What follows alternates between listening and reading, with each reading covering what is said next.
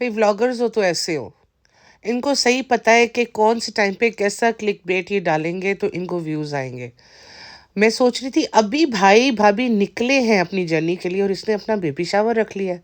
और baby shower के आगे थंबनेल लगा हुआ है प्रॉपर, अम्मी जो है वो टेबल खोल रही है, ये डीआईवाई से लाए थे प्रोडक्ट्स। तो बाद में मुझे पता चला ओ ये तो इसके किसी जानने वाला का बेबी शावर है और इसने अपना बना के पोस्ट कर दिया है, ताकि जो ना चाहते हुए भी लोग इसको देखें कि वाकई इसने अपने भाई भाभी के जाते ही बेबी शावर रख लिया है। और बेबी शावर में तो बहुत सारे गेस्ट की ज़रूरत होती है, तो ये किसको बुलाएगी, इसके तो कोई जानने वाले हैं नहीं बेचारी के। स्वागत करते हैं आपका टेबल टॉक 2.0 में। बात करते हैं डब्बा आपी के न्यू व्लॉग की जो रात को आया है, और मुझे ऐसे लगा कि इन्होंने अपना बेबी शावर सेलिब्रेट कर लिया, हालांकि बेबी शावर वाली कोई बात ही नहीं थी उसके अंदर। They were just invited to some others baby shower. वहाँ जाके इन्होंने कुछ फ़ोटोशूट लिए और कुछ ऐसे थंबनेल इसने क्रिएट किए हैं जैसे इसका बेबी शावर हो। कितने मुश्किल दिन आ गए ना। इनके तो इतने रेगुलर फॉलोअर्स हैं, हर हाल में देखते ही देखते हैं। नीचे कमेंट्स की जो बहार आई हुई है, जो खूबसूरत खूबसूरत अशार, अशार कहते हैं शेरों को, जो अशार इनको मिल रहे हैं कि कितनी शर्म की बात है, और कितना गिरोगी, व्यूज़ के लिए कहाँ तक जाओगी, किसी दूसरे के बेबी शावर को अपना बता रही हो, क्लिक बेट में कौन कौन सी हद पार करोगी। लोगों ने इतना कोई डांटा है इसको, इसके अपने सब्सक्राइबर्स थे बाय द वे, मैं नहीं जानती उनको, लेकिन मुझे ये हो रहा था कि यार वाकई इस लड़की को कितनी इनसिक्योरिटी है ना। इसने हमेशा हमेशा कंपटीशन करना है अपने उस भाई भाभी से जो हमेशा इसके हक में अच्छे ही रहे। अभी सारे लोग कह रहे हैं कि भाई भाभी इससे मिलके नहीं गए, मिलके गए हैं भाई। दीपिका के व्लॉग में वो मिलन है, और अगर आपको मिलन पे शक है तो मैं उसका फोटो यहाँ पे पोस्ट कर दूंगी। वो मिलके जाते हैं हर बार, वो भाई दिखाए ना दिखाए भाभी दिखा देती है, उन्हें पता है कि कहाँ पे किस बात पे लताड़ पड़ेगी, तो लोगों को वजह ही ना दो। मैं ना कल इसके कमेंट्स पढ़ रही थी, तो मुझे वहाँ पे एक कमेंट जो था वो बहुत ही ज़्यादा इंट्रीगिंग लगा। मुझे लगा कि मुझे आप लोगों के साथ डिस्कस करना चाहिए। उसमें पता है इसके नीचे जाके इसके जो सब्सक्राइबर्स हैं लड़ते हैं उन लोगों से जो कि कोई जेन्युइन कमेंट भी दे दे। तो आगे से एक ने जवाब दिया कि जलन तो है, उसको दुनिया जानती है, अपना कैरियर बना के अपनी फैमिली को सुकून दे रही है और अपनी ज़ात पर पैसे खर्च कर रही है, and you don't even have YouTube of your own name. जिसको आईडी अपने मियाँ की यूज़ करनी पड़े वो ऐसी इंडिपेंडेंट औरत से जलस ही होगी। सोने जागने के टाइम आप जैसे अवाम को सेट करना पड़ता है जो हस्बैंड पर डिपेंडेंट हो और घर के काम करके रिटर्न कर रही हो favour. She is actually the earning hand of family, she can rest and enjoy, still she will make money. इस तरह की स्कूल ऑफ थॉट से हैं इसके सब्सक्राइबर्स। यानी कि इनको लगता है कि अगर कोई वाइफ जो है वो घर में रह के काम कर रही है तो वो अपने हस्बैंड को फेवर कर रही है, उस मतलब रिटर्न कर रही है फेवर, यानी कि वो उसका बदला चुका रही है कि उसका हस्बैंड जो है वो उसके एक्सपेंसेस बेयर कर रहा है। तो जो आप लोग काम करते हो, यानी कि हम लोग जो घर में काम करते हैं, हम लोग उन लोगों को फेवर कर रहे होते हैं। वो इंडिपेंडेंट है, वो कभी भी सो सकती है, कभी भी उठ सकती है। किस कदर जाहिल लोग हैं ना। इनको ये नहीं पता कि जो रूटीन सेट करनी होती है वो इंसान ने अपनी हेल्थ के लिए सेट करनी होती है। जो हस्बैंड वाइफ होते हैं वो एक दूसरे को फेवर नहीं कर रहे होते, दे आर पार्टनर्स। एक बाहर का देख रहा है तो एक घर को संभाल रहा है, और जो घर संभाल रहा है ना वो बाहर को संभालने से ज़्यादा मुश्किल है। बिकॉज बाहर का तो करके आप घर आ जाओगे, लेकिन घर फुल टाइम जॉब है। वहाँ पे आपको अपना घर भी देखना है, अपना पेंट्री भी मैनेज करनी है, अपने बच्चे भी मैनेज करने हैं, अपना स्केड्यूल भी मैनेज करना है। That is a full time job. इसके सब्सक्राइबर्स की ये सोच है। तो मुझे बहुत अफसोस हुआ ये सुन के कि मैंने कहा यार किस कदर औरत होके औरत को कितना डीमोटिवेट, मतलब डिग्रेड करो। डिमोटिवेट तो खैर कर ही रहे हो, साथ डिग्रेड भी कर रहे हो कि सोने जागने के टाइम आप जैसी आवाम को सेट करना पड़ता है। क्यों? क्या बेसिक साइकिल नहीं होना चाहिए किसी इंसान की ज़िंदगी में कि इतने बजे सो जाओ और इतने बजे उठ जाओ? जब पूरी दुनिया सो रही होती है आप उठे हुए हो, और जब सारे उठे होते हैं आप सो रहे होते हैं। आधा दिन तो आप सो के गुजार देते हैं, तो आपके दिन का क्या क्या कमा रहे हो आप लोग? ये तभी उठती है जब इसने किसी इवेंट में जाना हो, वरना ये पड़ी रहती है। और वो पड़े रहने का परिणाम भी देख रहे हो आप, उसकी हालत देखो। She is like a old hag. अभी से उसकी ये हालत है, अभी बच्चा दुनिया में नहीं आया है तो ये हालत है उसकी। जब बच्चा दुनिया में आ जाएगा ना फिर देखूंगी मैं कि इसकी इस तरह की रूटीन की वजह से इसकी बच्चे की साइकिल पे कितना फ़र्क पड़ता है। लोगों को इतनी भी तमीज़ नहीं रह गई कि एक वाइफ जो पूरी शौक के साथ, पूरी मोहब्बत के साथ एक घर चलाती है, उसे कह रहे फेवर रिटर्न कर रही है। किस कदर अनपढ़ों वाली सोच है ना। अब ये जो बंदी है, ये इसने अपने नाम के साथ डॉक्टर लिखा हुआ है, लेकिन मुझे बहुत अफसोस हुआ ये सुन के कि यार क्या तुम लोगों को हो क्या गया है। एक हस्बैंड वाइफ एक प्यार से जो एक घर बनाते हैं ना, वो आपकी पूरी ज़िंदगी रिप्रेजेंट करता है। उसके ऊपर आप लोगों की सारी हेल्थ, हर चीज़ डिपेंड कर रही होती है, और आप उसको कह रहे हो कि वो आप फेवर रिटर्न करते हो। बहुत गुस्सा आया मुझे ये कमेंट पढ़ के ना, कि आम लोगों को रूटीन सेट करनी चाहिए। हेल्थ वाइज देखा जाए तो हर एक को रूटीन सेट करना चाहिए। रूटीन के बगैर you can not live healthy life. लेकिन खैर, नहीं, उसने तो व्यूज़ के लिए बेबी शावर का टाइटल लगाया था, इसके ऊपर लोग बात कर रहे थे। लेकिन ये आगे लड़ने, और लड़ते वक्त सोच भी कैसी दे रही है। और अभी वो कुछ लोग ये भी कह रहे थे कि हाँ सबा, तुमने ब्रांड न्यू घर बनाया है, लेकिन तुम इसको साफ़ सुथरा नहीं रखती हो, अनटाइडी लुक आती है। जो ग्लास की कबर्ड्स है वो मेसी हुई हुई है, और क्लोथ्स भी मेसी लगते हैं। और अपनी हेल्पर को कहो कि रिज़ा की बजाय किसी हेल्पर को रखो जो तुम्हारा फुल टाइम घर संभाले। तुम्हारे पास सारा पैसा है घर संभालने के लिए। और what will you do about hygiene and cleanness when your baby arrive. यानी कि जब तुम्हारा बच्चा आ जाएगा तब तुम सफाई का क्या करोगी। तुम सारे पैसे जो है अपने घर को दोबारा दोबारा फर्निश करने में लगा रही हो, फिर भी उसके वो गंदा लगता है। यानी कि अपने लिए एक मेड रख लो। मेरे ख्याल में वो जो इनकी कुक आंटी थी वो भी बेचारी भाग गई होंगी। जिस तरीके के ये लोग हैं ना, इनके साथ चलना बहुत मुश्किल काम है। ये पे एक बंदे का करेंगे और काम सारे लेंगे। जैसे फॉर एग्जांपल कृष्णा, वो एडिटर आया है, लेकिन वो हर चीज़ कर रहा होता है। वो कबर्ड्स भी संभाल रहा है, वो बर्तन भी धो रहा है, वो सब कुछ कर रहा है। कल को यहाँ से फारिग होगा, हालांकि उसकी ये कुछ बनने के दिन थे, यहाँ से फारिग होगा, उसका कोई फ्यूचर नहीं है।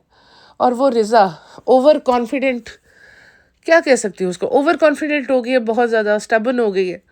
आज मैं रेहान को देख रही हूँ तो मुझे खुशी हो रही है कि he is experiencing something new. आज मैं इसको देखती हूँ, उसकी हालत देखती हूँ तो मुझे दुख होता है कि कहाँ ये क्यूट सी बच्ची होती थी छोटे होते हुए, स्माइली फेस, और आज इसकी हालत देखो। लेकिन जब उसकी माँ को फ़र्क नहीं पड़ता तो हम क्या कर सकते हैं। थोड़ी सी बात मैं इस पे भी कर लेती हूँ कि जो कि इन्होंने वो मावा जलेबी सागा जो कंटिन्यू किया। ऑलरेडी ये इतना फूड वेस्टेज कर चुके थे, लेकिन इन्हें लगा ये काफ़ी नहीं है, we have to continue this part. और इन्होंने वही उसी दिन ही ये शूट किया, क्योंकि she was wearing the same dress, और वही सेम सेटअप था। सनी वाज देयर, और रिज़ा उसका सो गई थी तो उसको उठा के 1 बजे किचन में लाके खड़ा किया कि मैं थक गई हूँ, अब बाकी की हेल्प तुम करवाओगी, बाकी की जलेबी तुम बनवाओगी। और कहती है मुझे अपने घर में ही 3 ड्रॉर थे, हमें पता नहीं लगा हमारे घर में 3 ड्रॉर है। कितनी जहालत वाली बात है। इसमें खुश नहीं होना चाहिए, इसमें दुख होना चाहिए कि आपको अपने घर की चीज़ों का खुद नहीं पता, क्योंकि आप वहाँ आती जो नहीं है। कितने प्राउड होके कह रही थी ना ईद वाले दिन कि हम, मेरा घर है, मैं नहीं करूँगी तो कौन करेगा। जब इसकी फ्रेंड्स आ रही थी रिज़ा की, तो तब अब याद आ रहा है तुम्हें कि तुम्हारा घर है, तुम्हें पता होना चाहिए कितने ड्रॉर्स हैं। लेकिन चलता है ना यार, ये ब्लॉगर्स की दुनिया है। ये वो क्या कहते हैं, ये शहर है अमन का, यहाँ की फ़िज़ा है निराली। तो यहाँ पे हर चीज़ ही निराली है, कोई चीज़ भी सीधी है ही नहीं। ऊँट रे ऊँट, तेरी कौन सी काल सीधी, किस तरह बिठाएंगे हम इस ऊँट को। मैं एक और बात यहाँ पे ये भी डिस्कस कर दूँ कि जो इसने जलेबी बनाई है वो किसके लिए बनाई है।